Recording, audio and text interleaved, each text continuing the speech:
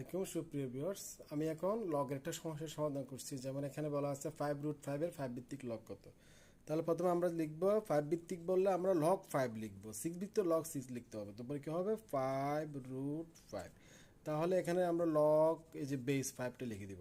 এখানে 5 ইন্টু 5 এর উপরে আমরা রুটটা হাফ আকারে চলে যাবে, এটা আমরা জানি। তাহলে লগ বেস এখানে 5 আমরা লিখব।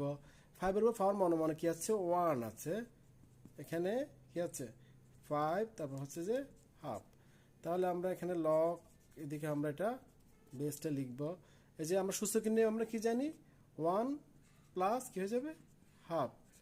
দ্যাট মিনস এখানে হবে লগ 5 এখানে 3/2 যোগ করলে। তো আমরা লগের একটা সূত্র, সেটা আমরা জানি পাওয়ার উপরে এটা থাকলে কোথায় চলে আসবে সামনে 3/2 লগ 5, তার মানে 3/2 ইন্টু 1